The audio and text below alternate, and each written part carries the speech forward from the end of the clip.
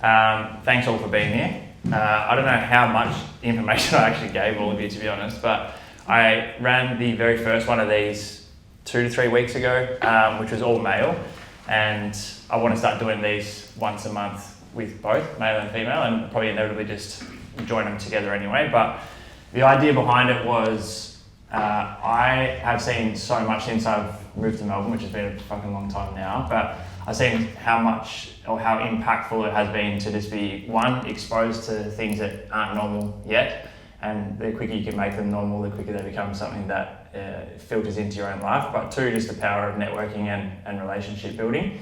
And I'm very fortunate to have a very good network of people from all different walks of life and industries that I feel are going to be it's going to be very powerful for people to be able to help facilitate each other, but at the same time, ideally get a bit of personal growth out of it, and at the very least, just expand your network and your relationships with people from different industries too. So that was one of the main things I wanted to do, is not just bring a heap of people together all from the same industry to the point where it's just like this fucking echo chamber of the same shit. And so today's gonna be pretty relaxed and casual, but there'll be a couple of, I guess, questions that will just come around and get everyone to introduce themselves, a bit about what you do, share as much or as little information as you really want to, and then there'll be a few other things that we'll go around and do as well. And off the back of these, I'm going to be adding everyone into a WhatsApp group.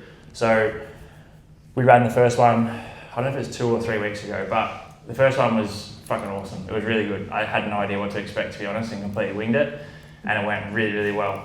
Just a really good mix of different people, again, from different industries, and since then, there's been 4 or 5 kind of like deals, I guess you could say, that everyone has kind of helped facilitate each other with, and that was a big reason as to why I wanted to have people from different industries. So you can have a perspective on someone else's business or what they're doing at the moment that's most likely going to be different to theirs, but at the same time, obviously we want, there's no issue here today obviously, but we want as minimal amount of egos as possible, because ideally I just want everyone to be able to help facilitate each other.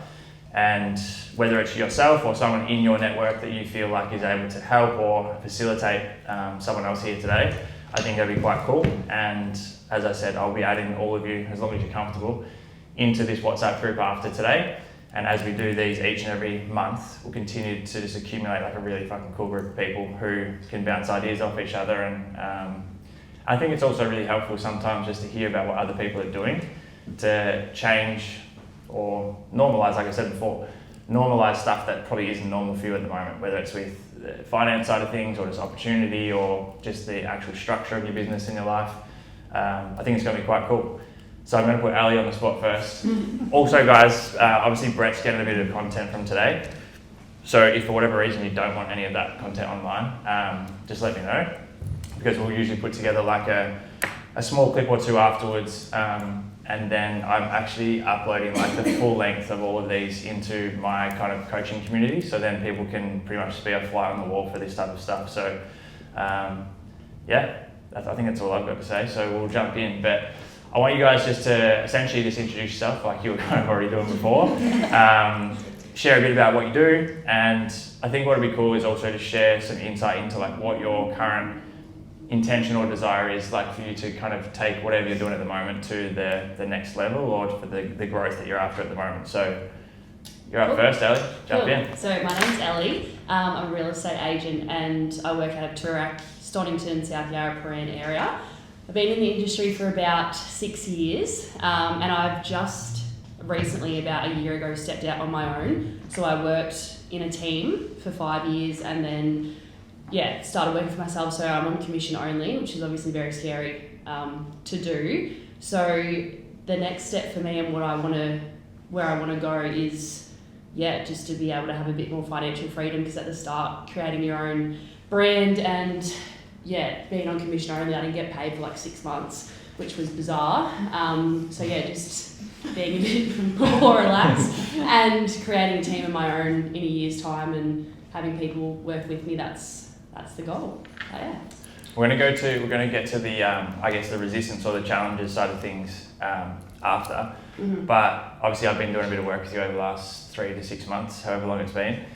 What are you happy to share a bit about, like what you feel like has been one, like what's led to the most growth for you, Mm-hmm. but two, like what some of those biggest limiting beliefs have been for you. Because obviously, different industry to most people, but I feel like a lot of the time those same beliefs are going to show up regardless of what the fuck you're doing. Totally. Yeah, the biggest limiting beliefs was coming from working in a team and having majority of the team do all the listing and everything for you, and then stepping out into a market that is majority older real estate agents, so they've had relationships for 20 years, or I'm going up against agents that are 50 or 60 years old that make $1 billion a year. Not really, but they make, you know, they're well known in the industry. And then I come out from under a team and people are like, well, you know, you've worked in a team for 5 years, like what, and you're half their age. Those were the limiting beliefs, like why should I be in this living room pitching for this business? Like all they're going to think is she's too young, she hasn't got, you know, much experience, she hasn't sold this caliber of property on her own, like why would we go with her? And that's the stuff that I worked on with Danny. Like I would go into a listing room and like basically shit myself and be like everything that I would think, everything that I knew just went out the door. In terms of my delivery, like I felt like I was being looked down on for my age, and that was the biggest limiting beliefs. And then what I went with Danny is like, why shouldn't I be in that room? Like without sounding like arrogant in my head, I'd be like, but I do know as much as X, or I do know as much as my competitor, and I have sold that, but I was in a team, and yeah, that was my limiting belief. I think one of the major things that I worked on with, or continue to work on with Daly too, is what she just articulated is, regardless of what your belief is, whether it's true or false, it really doesn't fucking matter. Like as long as you believe it, that is exactly what you're going to get a reflection of over and over again. And so, yeah, similar to what Ali was saying, like there is no reason why she can't be successful straight away. But if she goes into it with the idea of like, fuck, this is going to take, and it may, but if it's going to take like 5 years, 10 years until I get to a point where I'm successful, then that's exactly what's going to happen. And so the other thing I was going to mention with that was, what have you changed the most with that in terms of like your approach with it, and like any of the, I guess, key anchors or like non-negotiables that you reckon have had an impact with it? Keeping my knowledge up to date. Like I do affirmations every morning about what I know and what I can. If I've got a listing, a presentation that day, I'll write down what I think about myself. Not that sounds bizarre, but what I know that I am or what I can be. So I write lots of affirmations down. I've changed my lifestyle completely to what I guess a successful or high performer would do. Like previously, I wasn't very structured. I partied a lot. I didn't have the foundations of what a successful person would have. And my anchors is definitely one big thing I learned. Like, if I have a bad week, or even if I went through a stage where I wouldn't even go out, but then I was like, but I'm missing out. I'm only 27. I still want to go have fun with my friends. But then not changing those anchors. So like gym every morning, affirmations, journaling, saunas, all that stuff for my mindset. Yeah, those are the biggest things I changed. Yeah. Beautiful. Before I go to Dom, I'm going to sing about Kate for a second. Sorry, but not really. And you're not the only one. But one of the things that came up for the first one we did the other week, and it has come up a few times before this one as well, is the comment around like, which essentially like a bit of lack of self-belief, right? It's like the comment around, I don't feel like I've reached a level yet to be in a room with people like this, or I don't feel like I've done enough yet to validate coming to shit like this, right? And what I said to Kate is that is exactly how you should feel. Well, it's like the exact feeling that shows you that you're right where you need to be. Because even off the back of this one the other week, I obviously knew everyone who came here because I invited them, but every single person walked out of here like essentially elevated from when they came in, purely just by, again, normalizing shit that is not currently normal for you. And I feel like, as cliche as it is, if you're in rooms or environments where you feel like you are the best there, it's a fucking waste of time. Like I honestly look at it like as if it doesn't feel awkward and it doesn't feel like essentially that I'm out of my depth, then it's probably not a big enough opportunity, or you're not going to have as much growth. And so the more often that you can do that, and Kate, you know a lot about this as well, like the more often you can put yourself in those environments, for myself personally anyway, I've seen how much or how quickly the growth can happen when you're doing that. Because even an example for myself, like when I moved here just as a PT, some of the conversations I was having with clients around their business and money or opportunities or even just materialistic shit. At the beginning, it's like something that just does not relate whatsoever. Like, there's not one part of me that sits there and goes like, that's normal. But then the more you kind of just immerse yourself in it, the quicker it seems normal. And like what Ali has done really well is what she mentioned before, is essentially like embodying the version of yourself that is already where you want to be, to the point where it makes sense that it's going to happen. And the question that I ask myself and clients often is that, and we'll get to the desire stuff soon, but if your desire fell into place today, would it make sense and would it feel normal? And if the answer is no, then that's okay, but that means that you need to shift something, because reality is always catching up to who you're being, and most people are just being the reaction to how shit is, and that's exactly why it stays the same. And so, yeah, you've done a really good job of that. Dom. Hello again. I'm Dom. I'm an artist and photographer.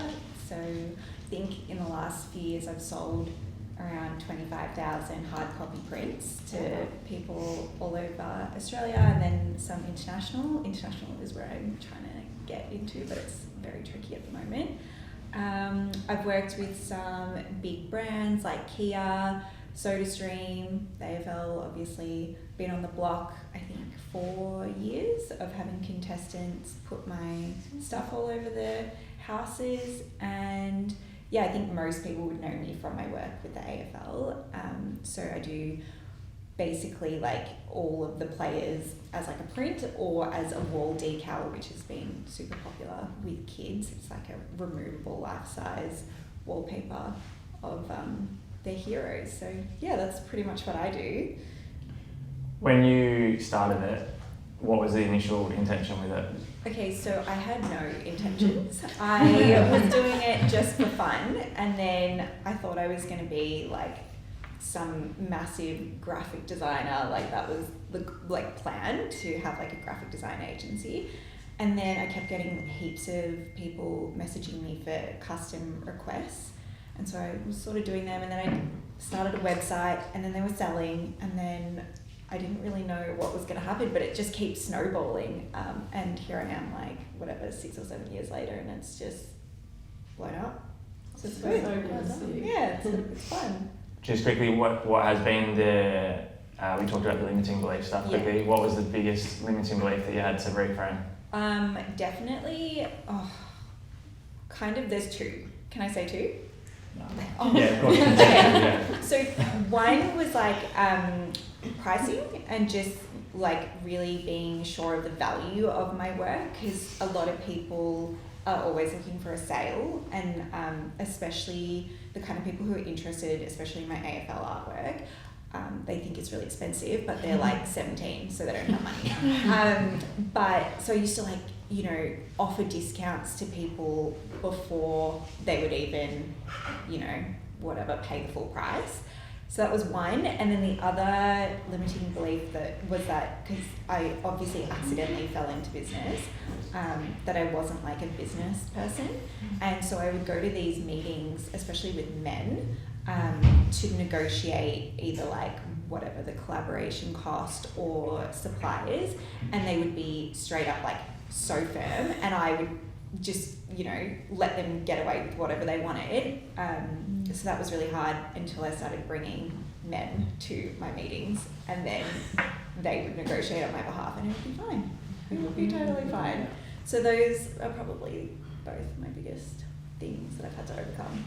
Awesome. Yeah. Thanks for sharing. No worries. Bianca. So I'm already feeling so many like synergies. This is good. It's really exciting. I am a sports agent. I started my own boutique sports management and consultancy agency 4 years ago. There's been a lot of similarities in a few of the like limitations that you guys are describing, but in terms of the athletes I work with, it's AFL, basketball, tennis, and then Olympic athletes. So I don't do playing contracts, but I do everything in the commercial space. So partnerships, anything off the court, off the field, essentially. So I guess, 4 years ago, I found there was like this massive gap where I felt there was really good agents at playing contracts, but from a commercial sense, I didn't think we were really capitalizing on players' interests outside of what they do for a living. So my motto, I guess, is like human first, athlete second. And I think that's kind of been a really big point of difference for me, and has essentially, like, which is crazy that I've never proactively gone after one athlete to sign. They've all come to me through word of mouth. So yeah, it's been such a joy to see it grow, particularly as a female in this space. Like, I could count on one hand probably the amount of females doing what I'm doing in this space. So it's cool to see it keep growing and the gap in the market for sure. That's unreal. I feel like regardless of what stage you're at with your business, and it doesn't matter whether you're female or male, but there are always quite a lot of similarities between some of these limiting beliefs. What, aside from obviously it being predominantly a male-based industry, what do you feel like for yourself was like the one that you had to reframe or move through? I feel like whatever business you start, you're kind of just like waiting for the shoe to drop. Like, I had to get comfortable with the concept of failure. I think the people that have a really healthy relationship with failure from the beginning, like, set themselves on a path for success. I kept just thinking someone's going to tap me on the shoulder and be like, oh, joke's on you, like, it's all over. So I think, that acceptance that, like, no, you're where you're meant to be. Like, if you're not a little bit scared at the beginning, like, you made the jump too late. So I think I really lean into that nervous energy, like that excitement, like that I still feel giddy every time I land a deal. Like, I never want to lose that sense of like, this isn't just transactional for me. Like, I really have a lot of passion for it. So yeah, getting past that point of like, failure is okay, and that's not a reflection of like my personal identity, like they're separate, is really important, because I think especially as an entrepreneur or doing your own business, your identity gets so tied up in what you do for a living. So understanding that like somebody telling you no in a business meeting doesn't mean they're saying no to you as the person has been like a really big growth area for me as well. 100%. And one of the most, in my opinion, like one of the most impactful things to understand, like in not only in business but just in life in general, I think, is that before every expansion, there's always a contraction. Yeah. And so like you get to this point where it's like the things that you would usually look at as bad luck or negative or like, why the fuck is this happening to me? You almost essentially get excited by them, because you know that on the other side of that is like a significant amount of growth. And like one of the ladies that was going to be here today, she, an example from the other day, she's got an e-com business, which I don't know really how much I can really say, but anyway, she's got an e-com business that does really, really well. And recently there's been like a little bit of a challenging period of time where like there's certain things that just haven't necessarily been going to plan, but the overall business is still fucking amazing. But what we spoke about the other day is I got her to think back to any of the other absolute shit shows in the last 6 or 7 years where she's felt exactly the same, if not worse. And then what happened, or what followed all of those things, has been like the most amount of growth she's seen in her businesses off the back of every single one of them. And so I think when you're able to look at it not as a problem, like there's nothing wrong. It's kind of like you're right where you need to be. And there's an analogy that I use. I think I said this on your podcast actually, but the way that I like to think of it is, not that I play PlayStation, but if you have a PlayStation game, there's a good reason why you don't start on the final level when you first start the game, because you don't have the tools available to be able to move through it, and the chances of being successful in that level is slim to none. But every single level you do play on the game, there's always like a mission that needs to be passed before you make it to the next level. And if you don't pass it, then you stay on that level and you keep getting presented with the opportunity to pass that same mission over and over again until you can show that you're ready for what's next. And so realistically, as things get better and bigger, you should expect that challenge is going to be bigger and bigger and bigger. But it's not a bad thing. It's quite literally exactly what you want to happen, because that's your opportunity to take things further again. And if you can do it, if you move through those things in non-resistance, which is the hardest part, where it's like you're not, essentially, like I explained this in a group call the other day, like most suffering is because your expectation or how you want things to be just doesn't match how it is. And the experience itself is never actually that bad. It's just the fact that you wish it wasn't that way. And so if you can just move through it knowing that it's meant to be challenging and in non-resistance, then one, it's a fuckload more enjoyable of an experience, but two, you're kind of showing and proving that you're ready for the challenge that's next, which is always going to be bigger. There you go. Love that. Love it. Thanks, Bianca. Tori. I am Tori. How are you? I'm from Scotland, so I moved to Australia 11 years ago, and I'm a barber by trade, which is how I know Danny, because I used to cut his hair.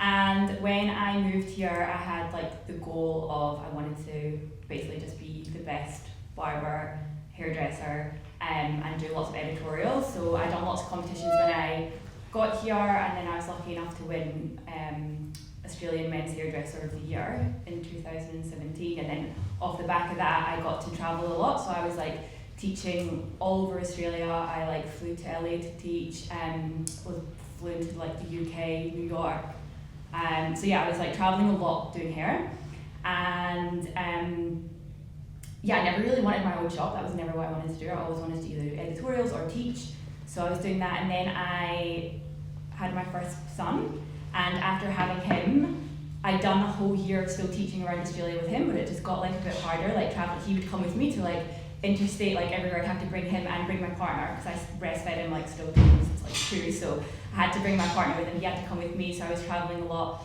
And then I always had in the back of my head, I was like, I want to do something that I don't have to be the person that's cutting the hair to still make money.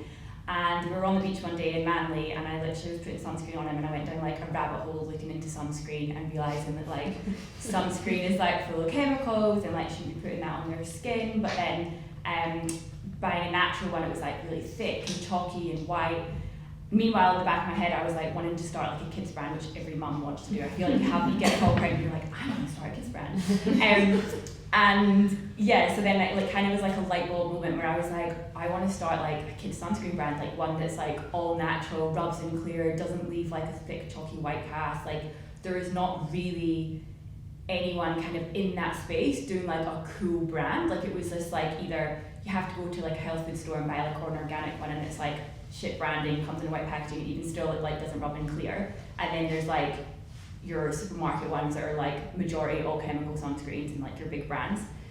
So yeah, it was like a year of basically calling different manufacturing companies, sampling, coming up with the name, trademarking it, doing all the branding. Like I think from a hairdressing background, like I'm quite creative, so I like love doing branding. So Canva's like my best friend. I literally was just like making like mood boards and like how I wanted it to look, and it was like it changed over time. Like the first like mood board was like all beige and browns, because that's like what I was like into at the time, and like as it developed over the year, I was like, actually I like love pops of colour, and like I put red, hence the hat, like red into it, and then like I was like, no, red's the colour, that's going to be the brand colour. And then yeah, it kind of just like evolved, and then we launched the sunscreen on Boxing Day, so only 6 months ago, and it took off really well.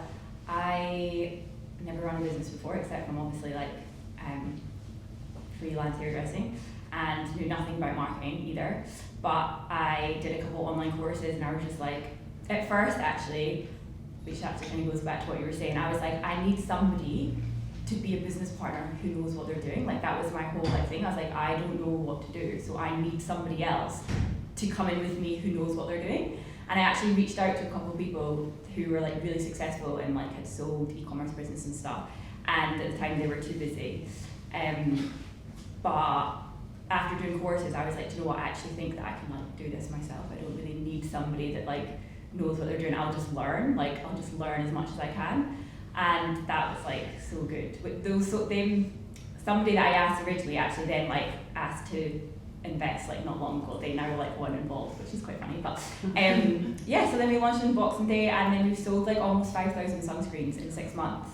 Wow. So we've done really, really well. And now I'm just working on new products. We've got like another 2 SKUs coming in November, and then I want to kind of go into body wash hair. Obviously I'm a hairdresser, so like it's really easy for me to make content about hair. So like, and then I want to go down the whole route of like natural hair products for children, and the whole brand basically is like no bad ingredients. And I know that so many brands do that, but they're actually full of shit, because like you know, it's been so hard for me to manufacture a body wash. I've gone through 3 different manufacturing companies, because all these manufacturing companies think that you don't have a clue, and they just want to like add in all these other preservatives and like all these like other alcohols and stuff, and I'm like, no, like I don't want any of that. So I think like I've really like stood my ground in like the next products, and I think that's what will set us like apart from like other brands and stuff. And yeah, now I've got 2 kids, so it's very, none of them just daycare, so it's quite, I still cut hair as well, so like I've got a lot going on, so I've got that and the kids and cutting.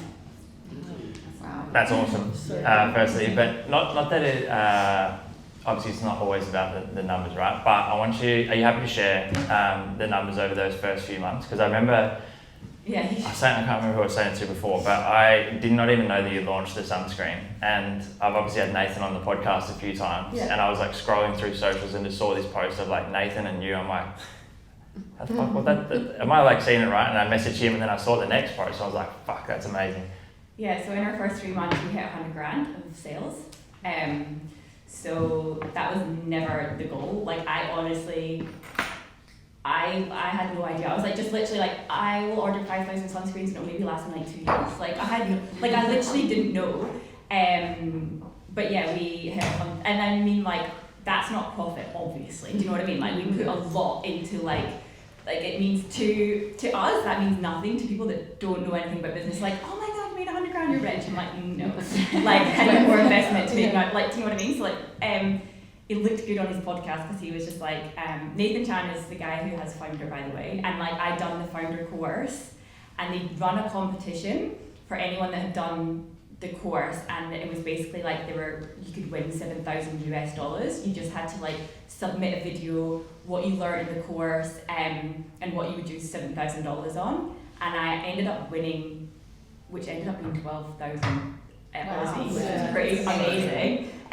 So I had to do like an interview live. They done like a live chat as well. Like I had to do an interview with them first of all, and then they done like a live, and it was like all these people were on the live, and people had to vote on the live, like who, like between the finalists, there was like 5 of us finalists, and then he had to like, yeah, so it was pretty awesome. But because of that, he wanted to interview me, and I didn't even know that it was going to go on his podcast. They have another podcast that's like a small one called like 0 to Founder, and it gets like, they've only got, and I thought it was going to go in there. I didn't realise he was going to put it on his actual main podcast, which is pretty cool. But yeah, I was like exactly what Danny was saying. Like I was like, I am not qualified to be on your podcast. Everyone's like, you made 100 million, like. So yeah, it was pretty cool. I got to go in there. That's very cool. So yeah. Guys, this is Emma. She's absolute superstar. Emma, we have. Yeah, we've only just started this, alright? What I might even quickly do. Thank you for sharing too, Tori. That was awesome. I might get you guys just quickly to do a little overview. But Emma, Summary. just a summary. I'm Yes. Ellie, and I'm a real estate agent. Awesome. Yes. I'm Dom, I'm an artist. I'm Dave, I'm a sports agent. Excellent. I'm Emma. I'm a performance mind coach. I'm Tori, and I have a sunscreen brand. Oh, great. I'm Kate, and I have a clothing label. I'm also Kate. I'm an online fitness coach and business mentor / consultant. Awesome. I am Danny. I'm the co-founder of Unify. We've got my co-founder here.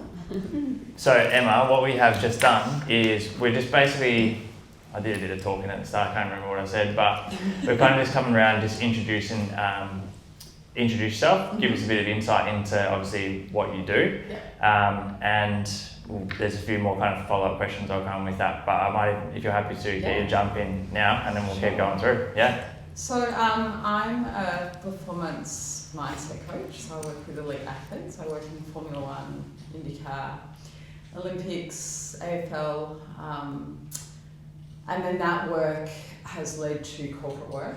So I would call myself a performance mindset coach for elite athletes, but then the corporate sort of feeds off that. And I guess I use a framework that I've just sort of created from just working with a lot of people. So it's a mix of subconscious work and conscious work, probably more subconscious work. We've been to training together.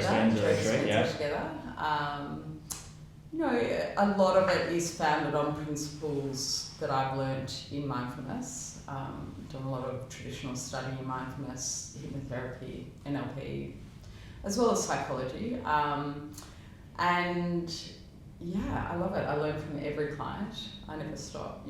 Every single day I'm with someone that I think, oh, I just learned something new. So it's evolving all of the time, and yeah, that's it really. Beautiful.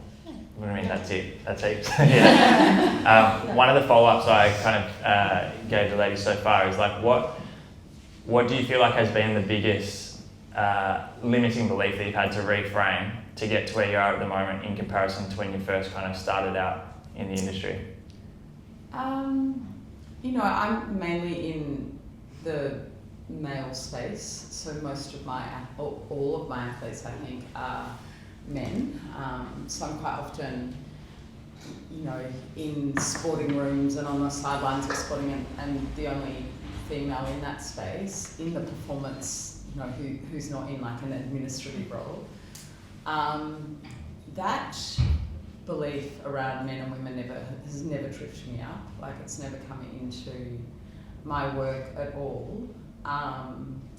But probably a limiting belief around what they think of me because I haven't been a test cricketer. I haven't been a Formula One driver. You know, it takes a while for an athlete to break down that belief that, yeah, well, you just have never driven a Formula One car before. True. Very, very true. And that doesn't, I had to do a lot of work around that. That probably, the breakthrough for that came with me when I was working with a test cricket player, and we'd worked together for sort of 4 years, and he rang me once and he said, you know, for 4 years I've sort of listened to you, but sort of not, because I thought you didn't really know what you were talking about because you don't know cricket. But I've just realised you do know what you're talking about. So I've had to really work hard to keep challenging that belief that I don't know the sport, to reframe that. It actually helps me not knowing the sport because I don't get sucked into trying to teach them about sport, that I am very much around, I'm very niche in I'm helping individuals hold their attention and focus in the moment. And in the moment for all of us, there's a lot of fear. You know, what is, you know, if only, there's a lot of self-doubt, and that's real. It doesn't matter if it's you, all of you in this room will have the same fear and doubt that an athlete in the Olympics will have. We all have the same narratives and the same sort of blocks. So it's just me reminding myself that I understand human fear, and that doesn't matter what environment it's in. Beautiful. Yeah. Last thing, quickly, is what are you most excited about at the moment in terms of like your work currently? Like, what kind of lights you up the most? I think, so currently the driver that I work with is leading the World Championships, and is getting quite a lot of attention for his mindset, really, being, you know, better than Fucking awesome. yeah, and most other people. Now, one thing I'm really, I spend a lot of time telling athletes, don't ever give your power away to anyone. Don't ever say, I'm good because of them. You know, so they're not good because of me. I just am a tool in their tool belt. So his success is not due to me. But what it does do is, you know, it once you are on that, in the most powerful sport in the world, leading the World Championship, it opens doors that are not normally open to you. So I'm excited about that. Right. Decided last night I'm going to move to Spain and Actually? why not? Yeah, Right? fucking no. Yeah. Amazing. Yeah, work with some athletes over there. No, it does just open doors that. And I was driving here thinking, he's like, oh, I know Danny's going to ask me about this, he's going to ask me about that.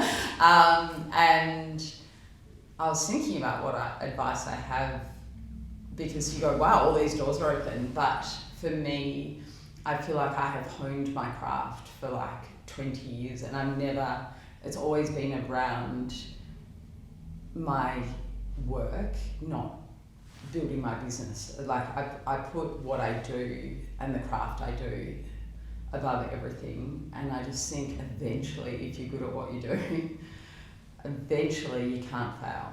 If you're really good at what you do, eventually it will find a way to get you where you need to go.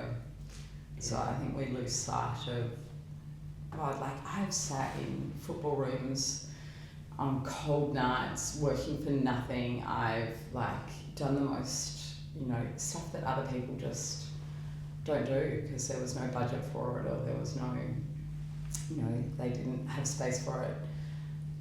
And so I look now and think those doors are being opened because of all of that. Yeah. 100%. Not because of Oscar Piastri, It's helped a little bit. Thanks for sharing, Emma. That was awesome. Again, Tori, thanks for sharing before. That was epic and super exciting. Yeah. Kate, you're up. I know you were nervous to be here today. I wasn't nervous, Danny. No, as you said earlier, I didn't feel like I belong. Recently started, so yes, Kate. Recently founded a label with my partner, a clothing label that is pretty chill stuff, just like tees and hoodies and stuff, but we're actually using the graphics of a little friend we have who has a, what is the word, like a terminal illness. So we've known him for like nearly 8 years now, and we've just built this really amazing friendship with him, and he's outlived every kind of projection for, what's the word when like life expectancy. Yes, thank you. Sorry, I can't find the words. And so that's been really fun. So that's going really well. So we launched in September last year, and it's just went so like gangbusters, the first drop. So we were not, I thought it was going to be this fun little side hustle, and it's turned into like a full-time job, which is really cool. But the idea is that the profits of the business, or some of the proceeds of the business, go back to ticking off some of his bucket list and trying to create experiences and memories for him and his family, which Bee's helped a lot with, before he kind of, I guess, gets too ill and it gets too late for him. So What's the brand name? H. So I think you've actually worked with my partner Dyson, potentially. Oh, yeah. Well, yes. He's a big fan. We've had some conversations. Yes, yeah. H. So his name's Harrison. So it's the label's HAYCH, the label. So, that's kind of me, which is nothing. I do not have a background in business. So, What was the?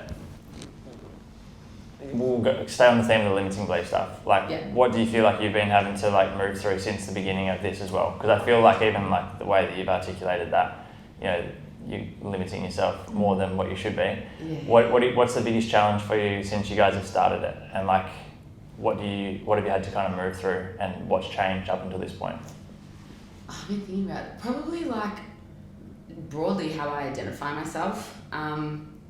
I'm a pretty unserious person, so when you start talking about business and finances and all the other stuff that comes with it, I'm just like, I kind of just immediately push back. I'm like, ugh, it's just too serious. I'm like, no, it's not me. And just adapting, like kind of realizing that I can be more than just what I've kind of shoeboxed myself to be. So I was like, nah, I'm just a floater. I just like freedom. I don't want to be locked down. I didn't like trying. I didn't like I've done 3 degrees and did not finish a career or even really start a career in any of my degrees. So that was me. Like that's what degrees did you do? I did health science, a master's in speech pathology, and a postgrad dip in nutrition. Mm-hmm. So I was very health focused. So, and I love, my thing was like, I love learning. I don't like doing. So then when I had to start doing, I was like, this is not for me. And then, as you guys probably all know, once you do it, you just you evolve with it. And did that answer the question? Yeah, it does. It does. One of the things that I spoke about in a group call with my coaching clients about a month ago, which has been really impactful, and again, I think I might have talked about this on the pod with you, Kate, is, and Emma, feel free to jump in here if you feel like there's things to add to this, but what we experience, what I've observed, is that it always pulls towards the stronger emotion, right? And I'll give you a quick example. Like, majority of people are taking action to try and get away from the thing that they don't want or that they don't necessarily like. But if I was to ask someone the question of do you hate the thing that you don't like more than you love the thing that you want or that you desire, most of the time the negative emotion is stronger. And so at all times we're doing one of two things, either building the positive emotion of the strength of the positive emotion of what we want, or building the strength of the negative emotion of what we supposedly don't want. And majority of the time those actions are the same. The feeling's very different. But off the back of that conversation, we talked about the importance of self-image, and there was this analogy I kind of used in this call where, from my experience anyway, when I feel like there is resistance in things that I'm doing, even though I know that I should be doing them, or I know that they're actually going to be beneficial for me, that resistance is because it doesn't align with the self-image that I have of myself. And so like you're articulating before, where it's like certain things just aren't you, or just aren't part of your identity, but you might be exceptionally good at them, or they might be things that you are actually putting your time and energy towards. And so it always feels like there's this pull of like something not being right, or it being harder than what it should be. And so the way I explained it, well, this is how my brain works anyway, is that it's essentially like being in year 12, right? But then you're rocking up to school wearing your year 6 uniform and going to your year 6 classroom. So you're holding on to these elements of the old self that served you 100% in that moment in time, but now they no longer do. And so it feels weird going to year 12 classroom because you're like, what the fuck, I'm like in my year 6 uniform, which is a horrible analogy, but it kind of makes sense. And so the exercise I got them to do off the back of it, and again, I'm sure Emma's got some great tools with this as well, was to write a letter from the future self-image. So you actually got to put some thought to it and see, like, make sure that that aligns with like who you're saying that you want to be and become. Write that letter to the old self, but from a place of like compassion, gratitude, kindness, empathy, of like essentially letting go of some of the old parts of us that just no longer serve us anymore because they just don't align with like what you're actually doing now. And then that exercise, I found anyway, that it just helps let go of some of the resistance towards like what you may be doing now, right? Because then there's always that little bit of your brain, like you kind of mentioned before, where it's like you're doing exactly what you need to do, but there's the old self that's kind of like, fuck, this is not what we do. Like we don't do any of this shit, like, you know what I mean? Particularly the business side of things. So I found that really helpful. I don't know. No. Yeah, but I'll send you through the link to like that exact kind of coaching call after, because I think it'll be helpful. I need all help. And this is one thing I was going to say to that. Sometimes I feel like when we're at a crossroads, we can often feel like we're saying yes to something means we're saying no to something else. And I would argue that you can maybe identify as being a floater, but just because you're entering this business space doesn't mean you're saying no to that side of you. Like we're more than one thing. So I use a word when I like feel this resistance where I just say I'm going to allow. So when I feel that moment of like, oh, is this at like a juxtaposition to something else, I feel I just go, yeah, just like allow and just like lean into that energy. So just because you're entering this new phase doesn't necessarily mean you can't be Kate the floater as well, you know? No, I love that because that comes up a lot. Yeah. It's very handy. Beautiful. Thanks, Shannon. Kate. Other Kate, jump in. Kate, thanks too. So I originally I'm a clinical nutritionist, so I went to uni, did my degree, and then hated my job, so I quit, and I decided to start doing my personal training qualification. One of you said that they never thought they were going to run a business. I was the same. I never kind of went into my career, I would say, thinking that I even owned a business. Like, I remember walking into the gym on my first day being like, oh, like, I've got to like get my own clients that have to pay me. Like, this is how this thing's working. And then essentially I got really busy very quickly on the gym floor, and then COVID happened. So I'd spent 2 years building my business to it being able to full-time employ me and all the things, and then I lost 80% of my business overnight and went into the online space. And back then, like now, online fitness coaching and nutrition coaching is quite big, but back then it was not established so much at all. It's like 2020. So I essentially had to learn how to market myself and really run a business properly online. So then I was able to, I pretty much like blew up within the first 3 months. I went from having 10 online clients to 110 online clients, a wait list of 400 people wanting to work with me, hiring 2 employees, and then hiring a full-time VA, which was really crazy because I had no systems, no structure, no business brain back then. And then kind of like the evolution of my business now is I do a lot of business mentoring and consulting for other service-based businesses. So whether they're like fitness coaches, nutritionists, online coaches, lash beauty, anything that's in the service-based industry. And I'd say I specialize more so online with like marketing and stuff, which is very funny because I've never done any kind of marketing degree. I mean, I did business electives at uni, but it was never really anything that I thought I would do, and now here I am. And I kind of do a little bit of both now. So I do a bit of fitness coaching online, and then the majority of my stuff is in the business world. What is the biggest shift in a belief again? Like what's the biggest shift in belief of the version of you now in comparison to like before the online stuff got to where it was? Like what did you kind of have to let go of or shift mentally? Yeah, I feel like I relate to all of you so much in like all of your limiting beliefs, but I guess the biggest two for me was fear of failure.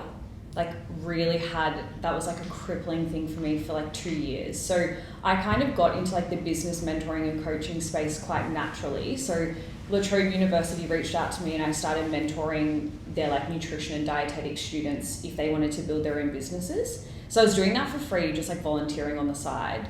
And people were asking me how I built my coaching business very successfully. But I was so afraid to start business mentoring because I thought, okay, I don't have a business degree. People won't take me seriously. Also, again, being a female in the space, like the fitness industry is quite male dominated. I would say the business mentoring and coaching industry is quite male dominated as well. I would say the way that I do business is probably a little bit unorthodox. I'm a bit more, I would say, savage and a bit more gritty than a lot of other like female business mentors are. So I faced a lot of like fear of failure and then also fear of judgment. That was huge for me, like building a business online where you're the face of everything opens you up to criticism. I mean, I have a podcast as well. Danny's been a guest on our podcast before. Even that, it's like, you know, you're in long form content, people can pick apart absolutely anything that you say. So yeah, the fear of judgment would probably be like the biggest fear of failure, fear of judgment, those two. Okay, it's such a competitive, it feels like it, I don't know, but it feels like every second person's wanting to start an online, you know, health, nutrition, fitness. Obviously you did something that enabled you to get big really quickly. What was that? You know what? How many people ask me this question? I never know how to answer it. I would say similar to what you did. So I never focused on building a business. Like that was never like I said, I got into business not knowing I was even really running a business. I just focused on being a really incredible coach and mastering my craft. So the thing that kind of like I would say blew me up on social media or like kind of grew really quickly was my clients were getting great results and they were telling everyone. They were sharing before and after photos. They were telling people about their incredible transformations. They were tagging me in things. They were telling me how great my work was. So then that kind of like first grew it. And then I had to obviously move from just being the fitness coach into like the business side of things. And now that's kind of starting to really boom. But that's been like a 3-year transition. And only now I would say that like that's also the same thing. But again, I'm just like really focused on mastering my craft. And then I would also say with that probably the marketing side of things. But at the time I didn't really realize I was doing that. Yeah. Obviously though, like you said you started at the gym and you were got really busy on the floor really quickly. So obviously there's something that you're doing really. Maybe I'm just a good people person. Yeah. Maybe that's it. Being yourself. Yeah. Thanks for sharing, Kate. That's awesome. I obviously mentioned before about the power, I think, of exposing yourself to something that's not normal. Accelerates how quickly it becomes normal. And Dan's going to kill me for this because she didn't really want to talk, but I'm going to make talk anyway. So you're up. Let's do it. So where do I start? No, you do. Oh, Danny. I thought okay. I was like, why are you telling me to come? But my background's pretty random actually. So I studied my Master of Biochemistry, Molecular Biology, then went into pharmacy. But I kind of worked in pharmacy for a bit, but I've been in hospitality for like, showing my age now, 14 years. My family have got quite a few venues. I think it's about 10. So I started in one of our first venues and kind of worked my way up to a management role. And then it wasn't until I think I met Danny that all I used to do was run, and I'd never been to a gym in my life. One of the first times I showed up to training, I actually got on the hamstring curl backwards. I put my head under where your feet go, so that showed you that I had absolutely no idea. And then I really started enjoying my training. And then we launched Unify as an activewear company randomly in COVID. It was an idea. I think he said that he had a lot of people asking where my outfits were from all the time or something, because I actually... Professional online shopper. Well, I've actually... never told you this, but I before training I used to like rush to the city and buy like a new outfit every time. I don't even know why I bothered. Now I'm just like, why did I do that? So then we thought we would launch. Yeah. Work. Because in my head I'm like, I can't wear the same outfit for training again. He's going to be like, what? But he would actually just have no idea. Because now I do wear the same thing and he hasn't said anything. So we launched that in COVID, which we had some challenges, but it actually did really well at the first launch. And then we both were kind of just too busy kind of to keep going. So we scrapped it. We just phased out. And then last year we decided to relaunch as supplements, which kind of makes sense. Fitness industry with my background and stuff, and our manufacturer is like a crazy scientist that I get along with really well. We talk chemical reactions and stuff, which is weird.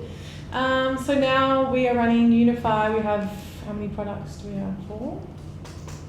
Yeah. Very well. Yep. And it is going really well. I just think I need to be putting a bit more. What's your biggest limiting belief? My biggest limiting belief is like, first I thought like failure, and also I think in my head like, why would someone buy our stuff if there's like these huge brands out there like American, like EHP Labs that are well known? That's one of them. The other one is I deleted social media, so I don't have social media. And you always try and say like make 5 stories and 2 posts a day. I can't even use the camera. I'm so bad. Like honestly, you know, if I take a picture of you, he's like, oh, that's a good picture of the roof. Sorry, I'm not artistic like that, Mart. I'm more like book smart, sciencey geek. And for me to make one video takes me like, I'm not even exaggerating, a full day. And then it's shit and I'm like, what a waste of time. So my limiting belief is like, I think this is, I can't run this because I can't do social media. And you need that in a business. Fair enough. And my problem is like, I know I can learn. I've got the brains to learn, but I don't want to. Is there no one else that can do the social media? Well, that's what we need to do. We need to get something. He's trying to like push me to learn so that we can create things every day. We don't have to hire someone straight up while we don't have the funds just yet. Yep. Like as a growing business. Mm-hmm. I feel like that you don't give yourself anywhere near enough credit for like what you're actually capable of. Kind of put yourself in a bit of a box of not being able to do things, but you obviously learn things very, very, very, very quickly. Just need more belief in yourself. Mm-hmm. Yeah. Yeah. I do. That's true. Thanks for sharing. But then I just do a roadblock. I'm like, not doing it. Yeah. That's my problem. Thanks for sharing. That was good. See, it wasn't that bad, was it? Yeah. All right. What I want to come around just quickly now, guys, is obviously we shared a bit about how you got to where you are and where you feel like you're at the moment. A big part of running these masterminds and going into like the WhatsApp group afterwards as well is one, to have a perspective from someone else who's just not even in your industry, that's not going to be subjective at all, obviously, but 2, to help facilitate each other, whether it be introductions to people that you feel like would be a good connection to have, or even just if you feel like there's something that you can add or help with. I think it's going to be really powerful as well. So what I want to do now, and Ali, you can go again first, is share what you feel like is your biggest challenge or opportunity at the moment and what that looks like and what you feel like needs to happen for you to kind of move through that. Mm-hmm. My biggest challenge is just my limited belief on, I guess, entering a market with people twice my age. Or that's my biggest thing, or believing that I'm capable of doing what they've done. Can you remind me, real estate agent, yeah. So it's like, even you were speaking before about I don't see, obviously there's more men in real estate than women, but I don't see that as like it's more of an opportunity for me, because I'm like, there's not that many women in real estate that you can like think off the top of your head. Or you think of like in real estate, I could name like 20 guys, I could name like 3 girls that I would know really well that do well. So it's more of an opportunity for me, but my biggest limiting belief is, I guess, how did you guys get, well, you know, like you work in sport, you know, going in there with guys that are probably twice your age, how do you show up, Yeah. I guess? 2 things for me that really shifted my mindset was, one is I really use it to my advantage. So if you think people are going to underestimate you, like lean in, like use it as a tool in your belt. So someone told me earlier on, they're like, lean into your feminine energy, if you want lack of a better word. That it's like, you're going to go into these meetings, men often can feel sometimes like, oh, she's young, I'm going to negotiate against her, I can lowball her. You've got to advocate for yourself and believe that you belong in that room. So I say to myself, if not me, then who? So that's one part. Second part, which made me feel sad for you, when you said that you use men to negotiate for you. Yeah. I would argue, I believe you need really strong males to advocate for you and sometimes get you in the room, but you have to back yourself in and know that, like, no, my product's strong enough. I can do this without a male coming in over the top to finish the job. Yeah. So it's okay to accept and acknowledge, yeah, it's good to have like right-hand men, if you will, to advocate for you, but when you're in the room, like, just back yourself in, and you're just going to remove that sense of doubt, I think. Yeah, cool. I think with the embodiment piece too, like prime example would have been the listing that you got not too long ago that we'd had a call just before around like how you actually show up to it and what you're actually expecting is going to happen and how it's delivered. Because before you were kind of delivering what you thought was what you need to deliver, but in the back of your mind, the expectation is that it was not going to, that you weren't going to win the listing or you weren't going to win things. So like, what was that shift that you made, and like. And like, how did that call that the day before? Because I was just going in there being like, I'm grateful that I'm presenting to get this business, but I know I'm not going to get it. That was what I was going in to the day. Look, as soon as I got the lead and got in front of, like, I was going to meet them. In my head, I was like, yeah, Marshall won't get it. There's no way Marcus Schindler will definitely get the business. I'm grateful to be there, and just learn from the experience, and then it'll be fine, you'll get the next one. That was what I was going in there thinking. But then I had a phone call with Danny the night before, and it probably has changed the most for me, because I got to put it into action literally the next day. Was I walked into that meeting and I wasn't nervous, which is bizarre. I normally would be shitting myself. And I just walked in and just backed myself and just said, yeah, I don't know. What was on the call? What did you discuss on the call? A large portion of it was, we've been talking a lot about the embodiment stuff of like operating as the future self, or from the goal and not towards the goal, essentially. And like Ali said, like, she was going into a lot of these things having already made up her mind of how it was going to go beforehand. And so the way that she was delivering, like, whatever needed to be said, or the expectation was quite we talked about how you can feel it, like from an energetic side of things. It was like the expectation was that it was not going to happen. And so that would she was just continually seeing a reflection of that same belief over and over again. And so with this one, it was more so like our focus was on detachment, of like not making it important and not putting it on a pedestal of like, whether this is a yes or a no, it makes no difference for me, because I know that if it is a no, it's one no closer to a yes. But more importantly, like, not making it so important. I think what Ali was doing with all of these opportunities was putting him on a pedestal of it being like something that she needs in order to feel like she's good enough or feel like she's worthy of what's happening. But the reality is she doesn't need any of that shit. And so like, essentially trying to feel all those emotions or genuinely believe that she is that person with or without those deals. And so I think that was the biggest shift. Like, she kind of called me afterwards and was like, I didn't give a fuck whether I got it or not. Yeah. And I think that was one of the biggest shifts, is because before she was placing such a big importance on it, and if it didn't happen, she would then drop off a lot over the next week and stop doing her anchors each day and kind of really dip out of that kind of higher frequency, all based off something external. Yeah. And so it was starting to let go of the external creating the feeling, and understanding that like the feeling is creating the external.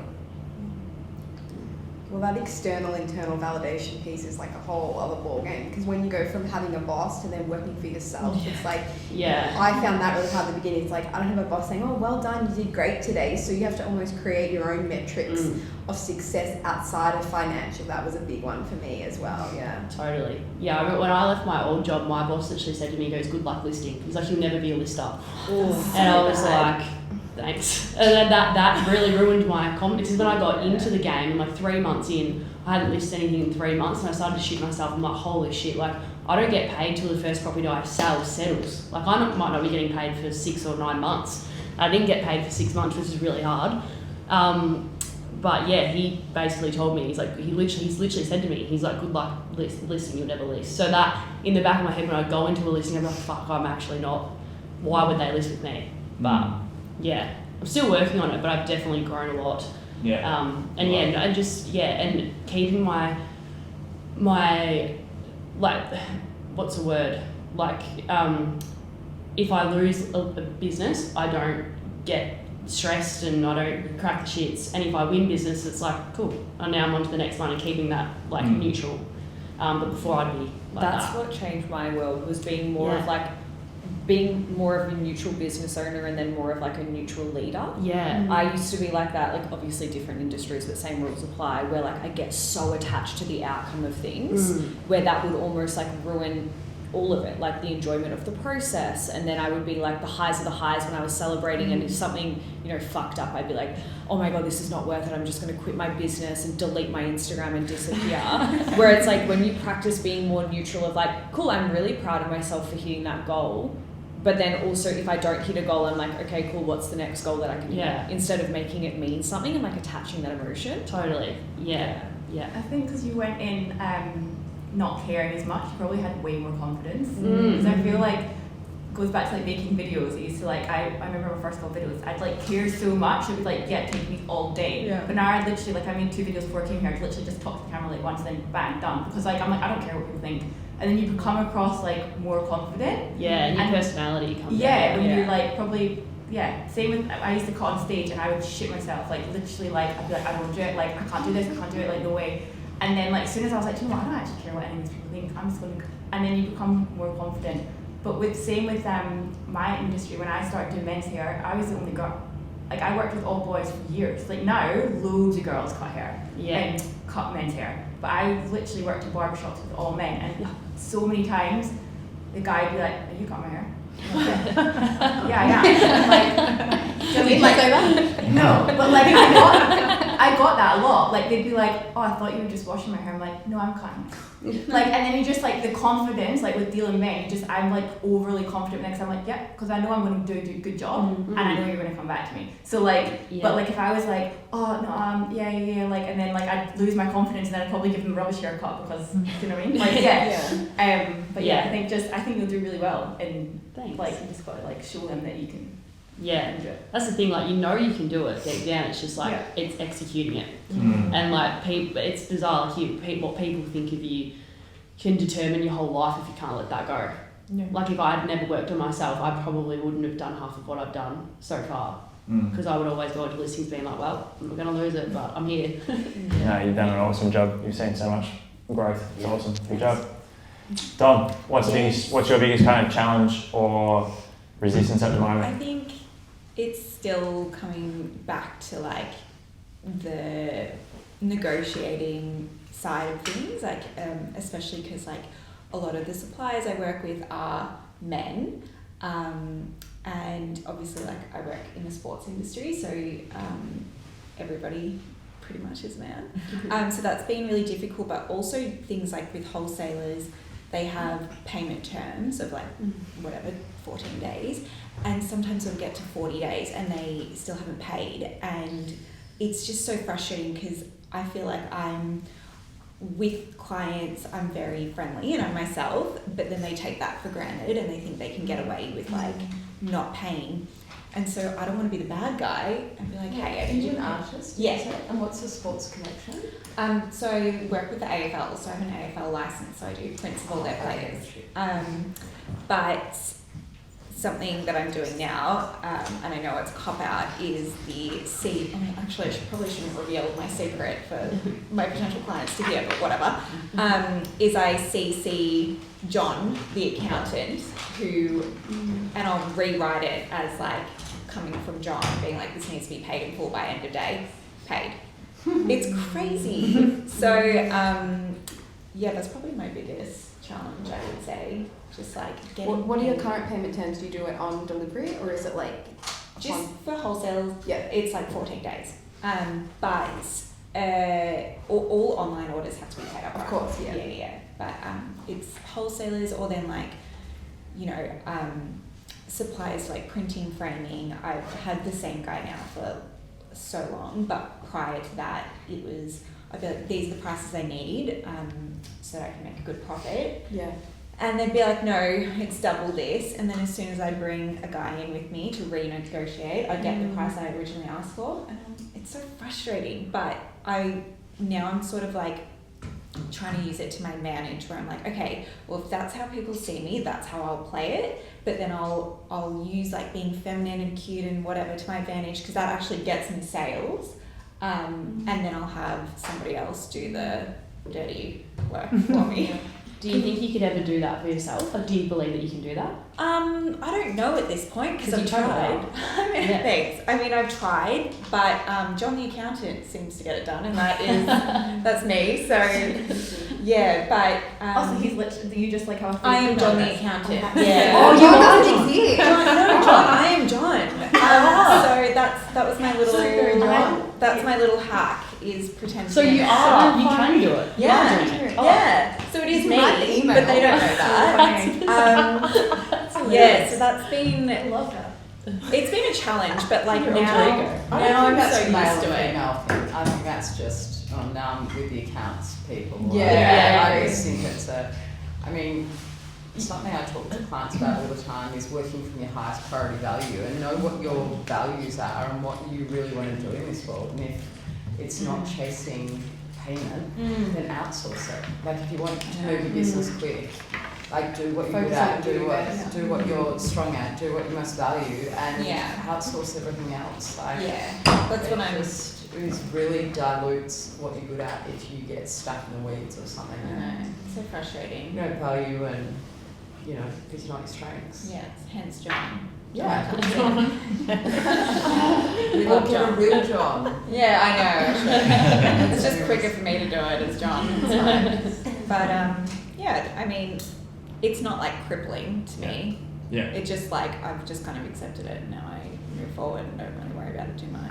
Can I ask, Yeah. when you're being John, Yes. right, are you naturally being more assertive in your emails versus when your name's Dom, yeah? Yeah, When yeah. you're being Dom? Not so much. Like maybe a tiny bit. It sounds a little bit more ChatGPT professional, Yeah. but like not overly. Because maybe you could trial just doing what you say in the accountant email Yeah. as you and see if that works. Yeah, I have. Oh, it does. It does it. It really does it. I think it's because, like I said, like I really like to work with my clients, like not become friends, but like this is who I Closely, am. yeah. And they can really take advantage of that when it does come down to payment. But you know what's really funny, because I also do a bit of graphic design. My highest paying clients, and even the people who buy like 12 prints at a time, they never question the price, they pay the invoice straight away, and then it's like the $500 clients who Always. absolutely just like, Yeah. or you do the job and then afterwards they're like, oh well actually I liked the first design, so can we not, can we just go back to the first price? I'm like, no, I've done 3 hours work on that, you can pay for 3 hours. Yeah. So What about if you were to just have the standard for yourself and your business of like the payments up front? Because you would attract the clientele that you want anyway, and then at least that way, like, like that's the standard that you want to operate from. And if that doesn't fit the client, then they're probably not a client that you would want to be dealing with anyway. yeah, that's true. I do 50% and then the 50% on completion, Yeah. so they don't get handover of files until Yeah. it's paid, but they'll drag it out. Yeah, right. But whatever, it's Oh, they don't even have the file, and they still do it. Yeah. Cheeky.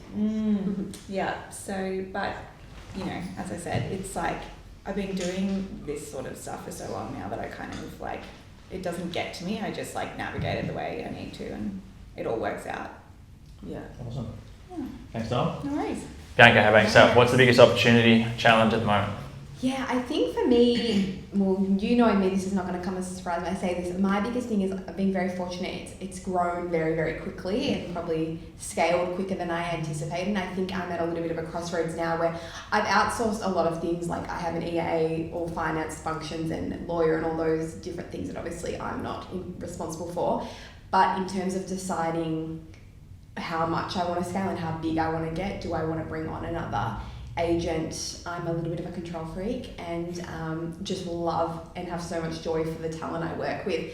Like a fear of handing or like including somebody new into the fold is like something that I'm like really struggling with and like brings me a lot of anxiety. I think I'm like really proud of what I've built and it's my name on the door, if you will. So thinking of bringing somebody in and the fear of like, oh, you give them all your IP and then in like 3 years time do they want to go out on their own and do their own thing, or, and again there's no guarantees with that, but I think that's the point I'm at. Do I want to stay, it's not even really that boutique anymore over at like 25 clients, but at that level do I want to stay where I am, or if I grow I physically can't service anymore. So at the moment I'm pretty much having to say no to anybody else that comes to me. So what does that look like moving forward? That's like the crossroads I'm at.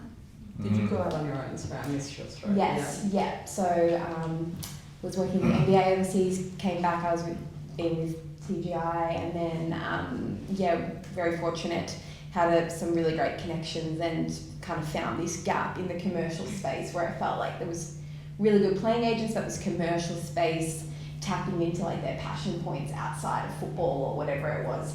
No one was really commercializing that well and building out that brand identity. So yeah, I've gone into that space and it's just gone from here to here so quickly, which is a joy. But and what sports particularly? AFL, basketball, tennis, and Olympic sports. So yeah, I've been very clear on like my lanes. I had a surf the other week come to me. I've had a few NRL guys. Like I don't venture. I'm pretty clear on like the sports I'm passionate about, and I feel like you can give 110% when it's probably similar to you, like you can now pick and choose the athletes you want to work with because you've got like an interest in the sport as well a little bit. Yeah. Well done, good job. What's like your like goal with your business? Like your long-term vision? My financial advisor says that to me all the time. He's like, is the goal in 10 years to sell, or do you... I know it sounds so cliche, but I truly started this because I just like loved helping people realize their potential and see their value outside of just being an athlete. So I think that transactional element of business is something I grapple with because for me, I obviously want to make a great living out of it, but for me it never really came down to like checks and balances. So when my like financial guy says it to him, like I don't really know. Like I just love collaborating with good people. So yeah, I've been trying to do some work on that the last few months, being like, what do I want to be in 10 years time out of all of this? Yeah, it's not like a clear-cut answer right now. Yeah. What about like 2 years, 5 years? Yeah. Just making it like a shorter goal. Shorter term, yeah.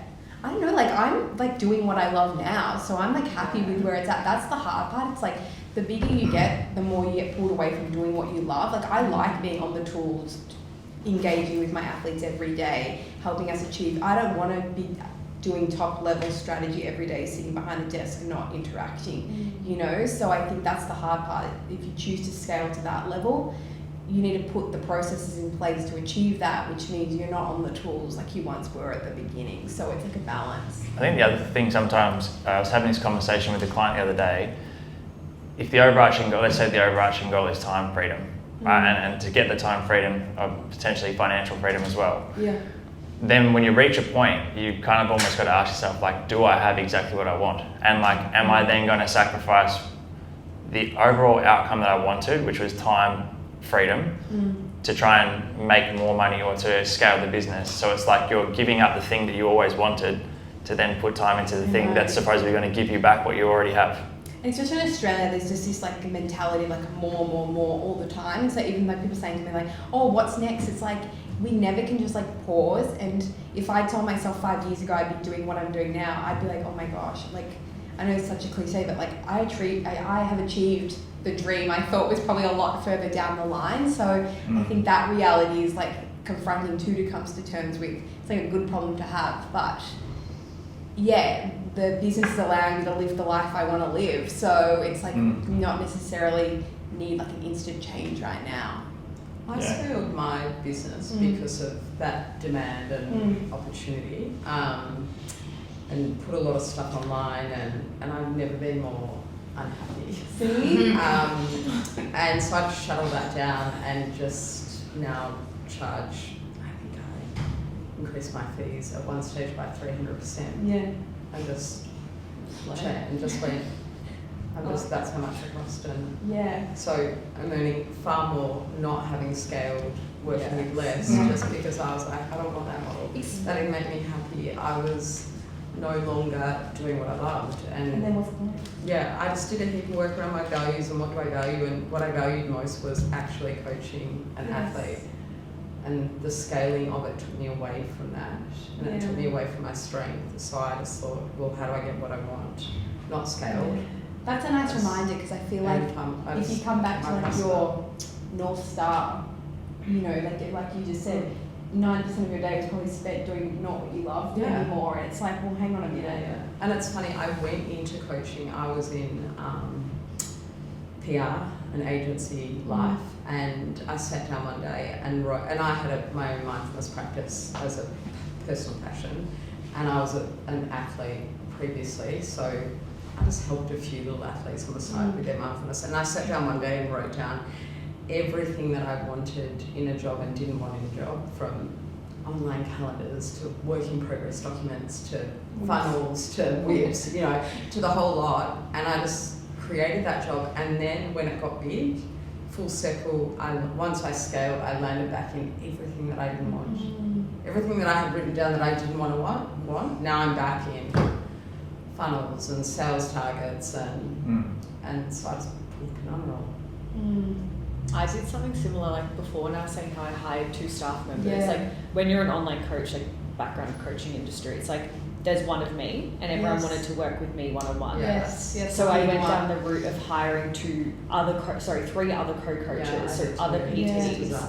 And then all of a sudden, I'm no longer actually just Kate the coach. I'm Kate the boss. So I'm managing a whole team now, and I still have one team member, but she's like my business manager, so she does all the behind the scenes stuff, which is like great. It's perfect because I shitted all of that. But like actually managing people, and then I did the same thing. I was like, I actually don't want this. And everyone, when I shut down that part of my business, and unfortunately I had to let those girls go. But I literally woke up one day and I was the same. I looked at the wait list. I had like 200 women on this wait list to work in 8-week challenges with me, and I just deleted it. And I was like, I don't want to do it. And then I got rid of the 3 girls that were working with me, and then I just stripped back to I just scaled in like a more of a one-to-many approach now, but I'm still doing all of the work, and I actually enjoy that because I'm coaching. I think it's half of it for me is like blocking out the noise, because people have seen what I've done. They're like, oh my gosh, like, you should just be doing more. Like, it's working. But I have so much gratitude for the clients that backed me in from the beginning, and there were some like very big names that gave me we want to work with you. And so if I go this, then I can't give them the service that they've had all this time, and that to me doesn't feel like right, like at a values level for what they helped me get to this point. So it's a balance of removing that noise and like focusing on actually what your internal dialogue is telling you is the right thing to do. And also doing business your way. I think like so many people like push these things onto you, like, oh, you have to do this, you have to do that. It's like, what if I don't want to? It's actually okay as well. The other one I've really focused on is like that word allow, but also removing the word should from my vocab has been like a big one for me. Like, just because you should doesn't mean, you know, it's always thank you, that's what I meant. I'm really bad at whatever you call those words. That's been a big one for me, removing should all the time, because there's always going to be external forces trying to pull you in different directions. Awesome. Thanks for sharing, Bianca. Emma. My biggest challenge is time. I don't have enough hours in the day to do what I love doing, really. I just could, I'm a constant juggle of time, lots of clients in different time zones, and, you know, but... What does the potential move to Spain do for you? It removes the time zone. Yeah. Craziness. Gives me distance from my 4 children.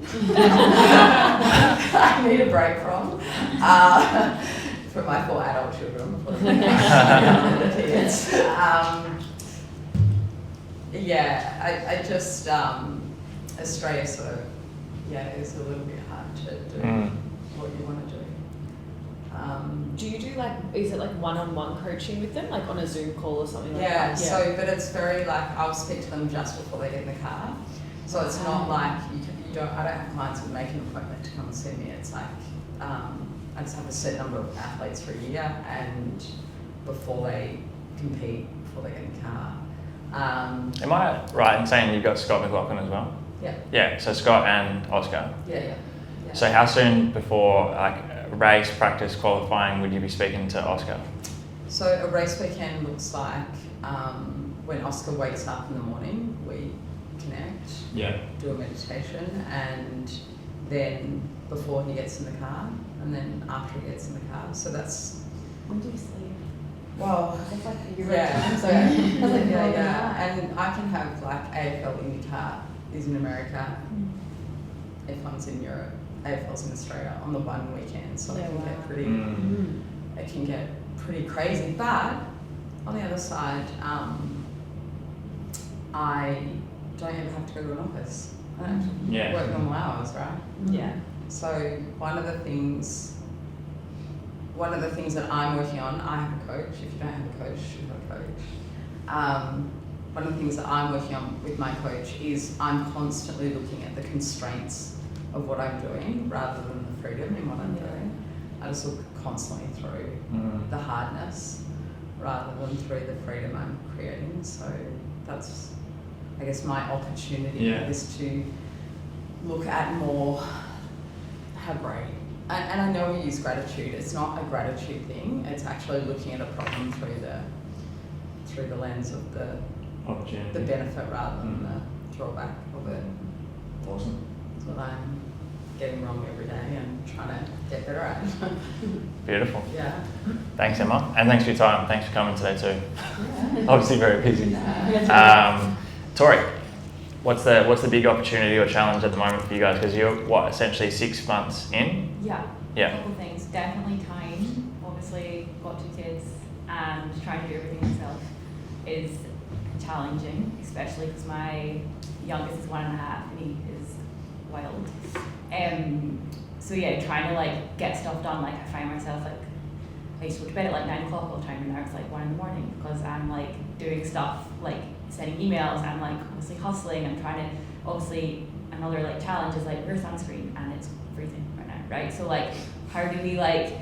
I was meant to have a body wash ready, so that's I guess another like challenge is like I'm a bit of a perfectionist and I'm also really indecisive. So like when it came to like our formula and the packaging, like I had a branding agency to help me, and then I literally was like, no, don't like any of their stuff. So I was up till like all night on Canva for like 2 weeks straight, being like trying every single color. Like, what can I do with this? Like, cause it's not like I wanted red to continue. So like into like the body wash, I wanted like a different color, and like I was looking at how my brand looks with like 40 products, and which is a good thing. But I was looking at that as like what it's going to look like with 40 products, not just like, oh, I'm doing a body wash. What does the sunscreen and the body wash look like?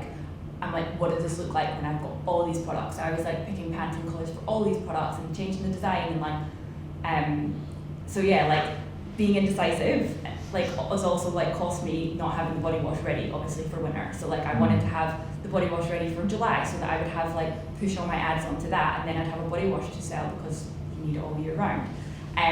So I guess that was like bad, but in a way it's kind of good because it's now like turned out better. Like I've changed the formula and like the packaging is still not finished, but yeah, I guess that's definitely one of the challenges. But now I'm trying to get our sunscreen, which just been approved for the UK. So like by next year, winter hits here, all of the ads and everything and all the sunscreen hopefully like go to like sell in the UK market, so we can just like follow the sun around the world. And then at least here we'll have a body wash and moisturizer that we can sell in winter. But you could also push the fact that like everybody I know is going to Europe right now. Yeah. So Yeah. just like pushing to buy something. Yeah, beforehand. definitely. Yeah, and obviously you probably have seen the news, like all the sunscreens that got tested Yeah. and come back. Yeah, so I've like leveraged off that and made like a few videos on TikTok and stuff about it, and like got What's yeah, the brand called? son and daughter. Right. Is it just for like you can use it for adults, right? So adults can use it, Yeah. but like where I seen the gap in the market was like there's like naked sundays, there's ultraviolet, there's skin slant right now. There's like all of these like brands for us, right? That are like cool and whatever. I was like, but as a mum, I was like, I want a sunscreen to be like for babies Yeah. or have children written on it. So I was like, no one was really like, no, there was actually no one really like doing a cool brand for kids. But yes, anyone can use that. But I find at times I get asked the question like, is it just for children? I'm like, we market it to children, but sunscreen, Yeah. exactly. Like anyone can use it. Our next like 2 SKUs are coming out in November. Like an adult probably wouldn't use as much because it's, I don't want to say too much, but like it's a bit more like kid like, if that makes sense. But I can't even remember what you asked me. What was my challenge? Yeah, no, that's awesome. Yeah. Beautiful. Yes, That's exciting though. yeah. Good no. opportunity, really big opportunity. Yeah, I just, obviously, right now, it's obviously the sales are down compared to like what it was in summer, but it's expected. But in an ideal world, I'd have other products. But I'm not looking at it like this is we've only been around 6 months. So like by next year, it's going to be like, next year we'll have like 5 SKUs. So then I'll be able to like have something in winter to push, and obviously push our sunscreen in the UK. So One of the exercises that I try and do to increase or improve speed of implementation, because I find like the quicker you can move, the quicker you're going to get to a point where you know whether it's right or wrong anyway, is like I'll set a timer for say even 30 minutes, and in the first 90 seconds I'll just try and in dot points list as many small actions that I can think of that are at least pushing in the direction of what you're trying to do. Yeah. Whether they're right, wrong, perfect, not perfect, you don't have, like the whole idea is to not fixate on what it's going to lead to essentially. And then for the remainder of that time, just literally mentally switch off and get as many of those done as possible without thinking about the outcome. And now if you're doing that across the span of a week, like you might do 10 actions, right? And across 5 days, you've just taken 50 of those actions. Like it's inevitable that there is going to be a percentage of those that land. But more importantly, you also get to the conclusion a shitload quicker. Because you might spend like a month trying to fixate on like, is this right, is this wrong, or is this perfect, not perfect? And then you might make the decision and it's still not right.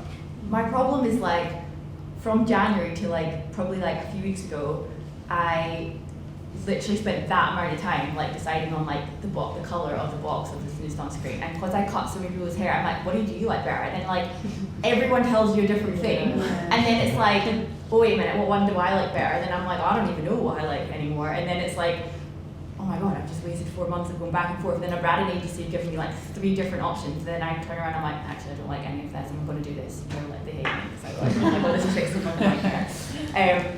But yeah, it's just indecisive. In mindfulness, they say make a decision and then make the decision right. There's no right decision. Yeah. It's just make a decision, but then really focus on making that decision right, rather than I like that. focusing on making the right decision. Yeah. Awesome. KT. I'm trying to think about how to word it without probably a little bit of a different challenge to you guys in our business is I started with my now husband. He's recently retired. We just got married. We've been together like 15 years, and then we started working together all in the space of like 6 months, and it has been wild. Like, well, you think you know someone. But I think with that, I love him, bless him. But with that, I think has come, for me personally, struggling with not feeling like an equal in a business that I've poured a lot of my love and energy and time into. I also quit my job 2 years ago, so I haven't been paid. Ali, you were saying, like, it's really hard. And then, so Dice, like, pretty successful AFL player. And so not only dealing with life changes, but so I've always felt like less than, and was always happy for him to go off and do his thing. But now that we're doing this together, it's been a really, really big struggle for me mentally and emotionally to not be seen as an equal but internally, he's not treating me like I'm not an equal. It's all the external. And I've never cared what anyone thinks. I've just always done my own thing. But now I do care. So it's like, I don't want the validation. I don't want the accolades. I just want acknowledgement. And I think I really struggle because he's so public and he's almost the face of the relationship that we have built this company on with H.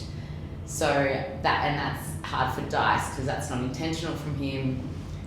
And I think it's put a bit of a roadblock up, a mental block up to me having passion for the business, and then I lose sight of what our goal is, which is actually just to create really cool memories and a really cool life for people who are doing it really hard. So that's been really hard because then I go, well, you're being so selfish, why do you give a fuck? But I do give a fuck, and I think I'm pretty known to invalidate my own feelings, so I have to get better at that. But so I kind of push back and go, well, you just do it then. This is your business then, you just do it. And then, I think I'm discrediting my strengths, which like, I'm really good at building relationships and that one. I'm not sounding like now, I feel like I'm not being a very good communicator today, but I am really good at building relationships and I care a lot about relationships. And I think I withdraw myself because I don't feel like an equal. In a sense, I don't know if any of that makes sense, but that's Makes total sense. Yeah. What do you feel like you have clarity in your mind of like what would have to happen or what would have to change in order for that feeling to change? Not always. No, I don't think so because I don't think it really matters at the end of the day if it changes or not. It's up to me to change. I think I need to change, and just because Dyson gets all the like, you're doing such a good job. I'm like, I fucking did that. That's me. But yeah, like I said, I think I'm so used to not caring about what people think for me, but as I said, I do. So in a roundabout way, I need to change. I need to be okay with not getting the, it's not respect and it's not attention, it's not, I think the acknowledgement as being the face of the brand. Like, is he? Well, he wasn't meant to be, but he kind of. Would you do like? Do you do like videos or anything? Like, I'm starting to do a bit more. Just put your face in front of the camera more. Yeah. So People know. Yeah. He's extra. Yeah, and so the relationship it came out of AFL of him being the captain of it. So And it's based on there, when we built the business, it was like, let's just focus on this is Harrison's story. This is Harrison's journey. We are part of it. We are not it. Like, whereas it's kind of the way it's evolved and what gets a lot of engagement and what gets pushed out a lot is the Dyson and Harrison piece. Yeah. So like, it's really hard to navigate and kind of battle the two because they kind of have to coexist. Yeah. So it's Do you feel like you validate yourself with this stuff? Like, do you acknowledge yourself much in terms of like the progress, growth, and effort that you're putting into it already? Depends on the day. So if it's been good, I'm like, fuck yeah, I'll do that. Like, I've grown so much. No, but then some days I'm like, well, this is because of, and this is not. Dice is amazing. Like, he's never ever pushed this.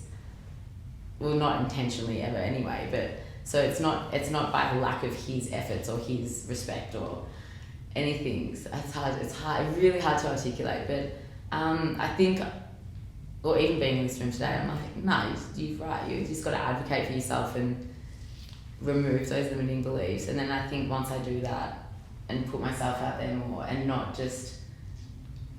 I almost just go, oh, fine, you do it. It's you. It's yours. I don't care. I don't need to be there. I don't need to go to this event. I don't need to go to this meeting. You just handle it, which is just perpetuating the issue. So I think it's a matter of just, putting myself out there more. That's exactly right. Yeah. Yeah, because once you change the internal, then you allow the external to change, right? Because at the moment, like what you just said, if that's the internal, you're essentially then going to use the external to validate that. 100%. and which I've like I'm now aware that I'm doing that. Yeah. Like, if I wake up and I'm in a mood or something's happened, and then I do all the emails. I was doing all the socials, like DMs, comments, everything. And if I read like, love what you're doing, Dustin, like 5 times, I'm like, days derailed, fuck this. Like, and then like I almost they feed into each other. Whereas now I'm just gotta call myself out of my bullshit a bit more. I think you need to get in front of the camera more because Yeah, the right. people probably don't realise how much people you're love involved. dice. That's okay. They love you. People love you too, though.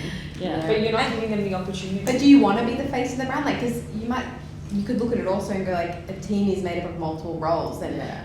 Dyson's role might be more that front-facing PR talking head. Yeah. But then you're the wheels that keep the thing running. So it's like they're both just as valuable. That's like I could look at it and go, oh, this player landed this deal. No one's saying well done, Bianca to me. They're just going woohoo to that player with that big signing. Like No, it's such we're a back fun. at house, you know. Yeah. So Yeah. You kind of go, essentially Yeah. look at it like, even if Dice did not a single thing in the business, he would get the same amount of. Yeah. So it's not, there's not a connection between the two. You know what I mean? No, As no, in, like, and- it's either way, it's going to be that way, just because of Exactly. football and the fans and all the rest of it. No, and this is the thing. So like, I know that, but I don't always employ that. Like I don't.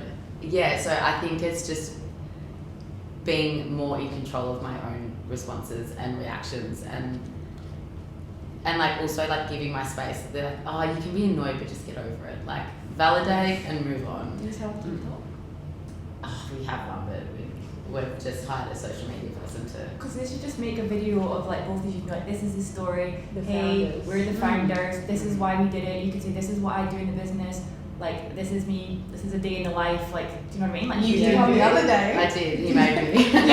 For this reason, because I wouldn't shut up. and then just like pin it so it's the first video there. So if Yeah. anyone like comes on and watches, they Yeah. could literally be like the little picture could have on it like founder story or The whatever. founder and then talk people is could- so big. It's on, massive, Like TikTok yeah. particularly. Well, Yeah. see, Female founder stuff. Well, we've pretty much taken all our content from Insta over to TikTok and not done much else with it. But the pinned videos are the Dyson H story, which is so crucial to understanding Yeah. the story and Promote sales. yeah. So like I don't ever want to detract from that. And so that originally, like I said, it wasn't meant to be about us or Dice. It was meant to be about Harrison, and we're just a part of that. But as business evolves, and also we'd never done anything in business, so like happy to go with it. But yeah, I think that is essentially my biggest challenge. Is just But perhaps the content arcs can coexist. Like there can be this story of Dyson and H, and then there's also this narrative around female founder talk that Yes. you can lean into as well. Like I don't think it's one or the other. yeah, no, You know. I fully agree, and Yeah. that's what I mean. It's up to me to change Yeah. that, and when like I just push back and I'm like, no, I'm good at what I do. Yeah. Like, we have a really successful business already, and we want to build it and do so many things, and that's where my passion is in the growth and being able to reach more families and bring on more kids and platforming other diagnoses and stuff. So whereas like if I am doing that front facing, that detracts my time from what I actually care about. So it's like this really internal, it's this internal battle. Yeah. So Exactly Yeah. like that. Just do a video like that. This is what I want from the business, and just talk about goals. People just probably just don't know. It's not like but definitely I need to. yeah. And it's also too, like, obviously you already know this, but like that's like your view, but people like within your circle and that like know the business don't feel the same. As in like even obviously with Dice, like I obviously chat with Dice very, very often, yeah. and like the value he has for how much you do Mm. is different than what you're thinking. You know what I mean? As in like I know myself. yeah. Yeah. I know. Thanks for sharing.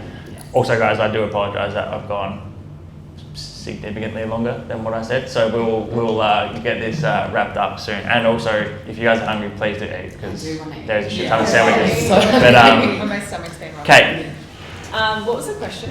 what's the biggest challenge and opportunity for you at the moment? I would say my biggest challenge at the moment is probably relationship to success, like fear of success and pressure. Like how to handle pressure. Bit random. Pressure from Just everything. Just life. No, like the demands of business, but then also the demands of clients. So I think because I obviously work like front facing one-on-one with other business owners, and I also have a group program as well. But that comes with a lot of pressure. Like when it's a fitness client, for example, I'm very good at being like, well, if they don't get the result, that's on them. Like I've given them all of the tools. I can't do the work for them. I can coach them. I can motivate them. I can keep them accountable.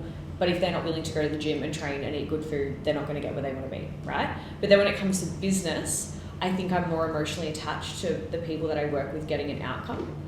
And then I sometimes, if they don't get the result that I know that they can get, I'm like, oh, they're probably blaming me for not getting the result that they haven't gotten. So that handling that level of pressure and like it is more intricate, deeper work that I do with business clients versus my fitness clients.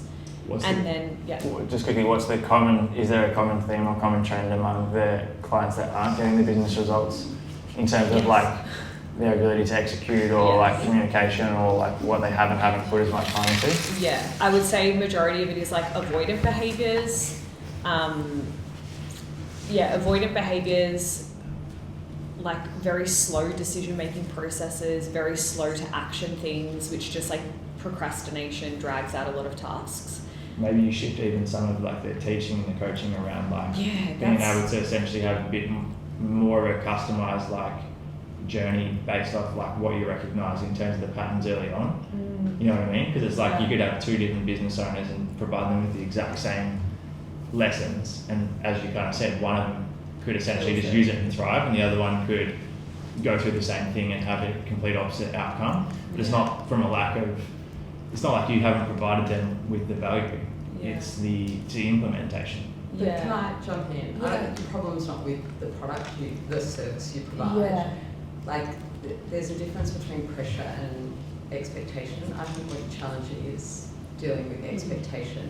So pressure is like an internal construct. It just comes from the internal narrative of like, I have to, I should, what if I don't? And that's based on that fear of failure and fear of judgment. And whereas expectation, I talk to athletes about the demon of expectation. It will literally eat your mind when I have expectation on certain results that I can't control. So you're just holding expectation. I think I have the pressure and the expectation. So what's creating your pressure is the attachment and that's creating on the expectation of what you want them to achieve.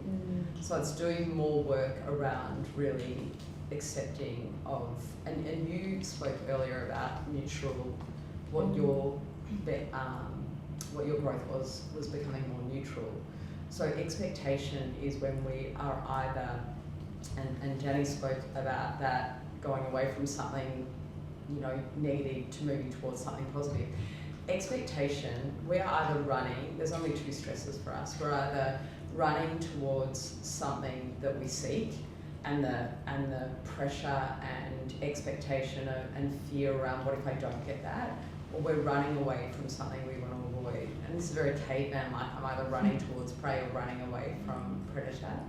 And so expectation is when I'm attaching to having to get that thing, and the pressure that you're talking about is the narrative that you've created around having that thing and what that's going to do. But we want both. We can't be the person that gets prey without the predator, and we can't be the person constantly running. You're constantly running away from the predator, and it's like you need both, right? You want to get balance. So it's like it's okay if not everyone gets what they want to be. I can't constantly have. If I just want the prey, I'm going to get fat and lazy. Like I need to have the challenge, and I need to have the win. I need to have a balance of both. So it's okay if not every client gets your check. That's not on me. I can back in my service, and I need both.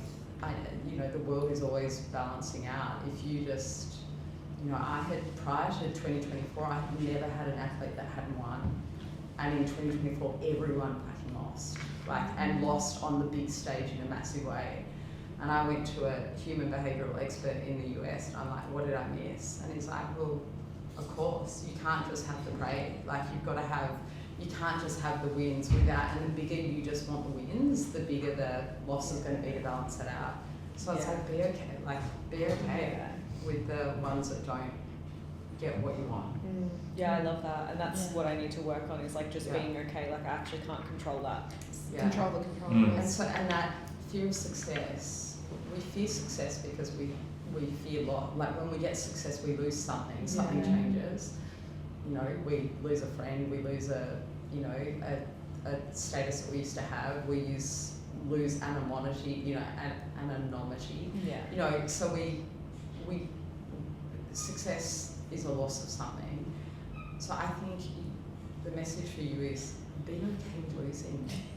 It's okay. Facts.